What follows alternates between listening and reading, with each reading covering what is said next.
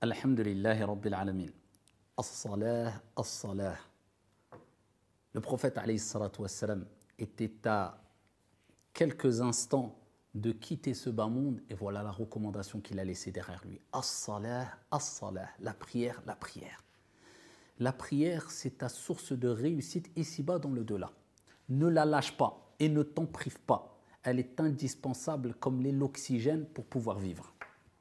Calme-toi, ne te précipite pas parce que tu as d'autres affaires après la prière. Et sache une chose, ce pourquoi tu te précipites dans la prière ne pourra être réalisé que si tu prends ton temps dans la prière. Allahu Akbar. La réussite dans ta vie dépend de la réussite de ta prière. Allahu Akbar. L'apaisement et la sérénité dans ta vie dépend de l'apaisement et la sérénité que tu auras eu dans ta prière. Allahu Akbar. As-salah, as-salah. La prière, la prière.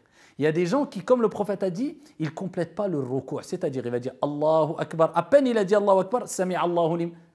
Il n'a pas laissé le temps à ses os de reprendre leur place et de dire tranquillement le dhikr. Subhana Rabbi al-Azim. 3 fois, 4 fois, 5 fois, 2 fois, une, mais tranquillement. Et autrement, peut-être qu'il va le faire bien.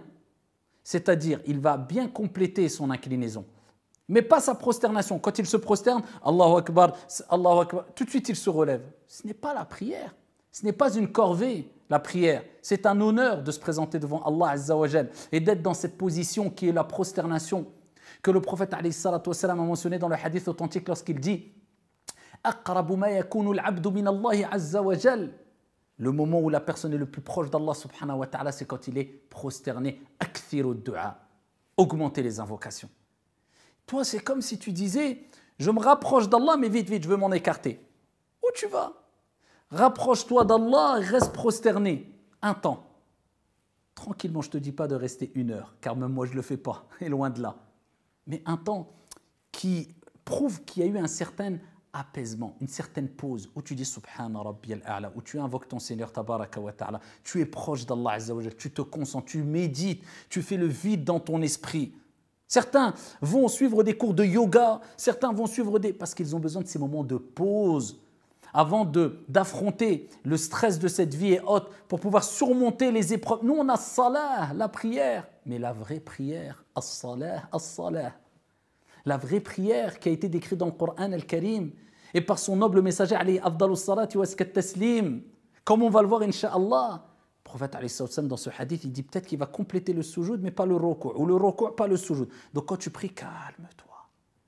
Tu vas vaquer à tes occupations. Tes occupations et la réussite de tes occupations dépendent de la réussite de ta prière. N'oublie jamais cela. La prière, c'est ta priorité. Le reste, c'est une option. Et ne délaisse pas l'option. Profite de ta vie, construis ta vie. Mais la priorité, c'est ta religion. C'est ta prière, salah. C'est ce qu'a mentionné le prophète alayhi salatu wassalam lorsqu'il dit awwalu ma yuhasabu al-'abdu alayhi yawm al-qiyamah as-salah. La première des choses, acte d'adoration concernant notre relation avec notre Seigneur, sur lequel on rendra des comptes au jour de la résurrection, c'est la prière.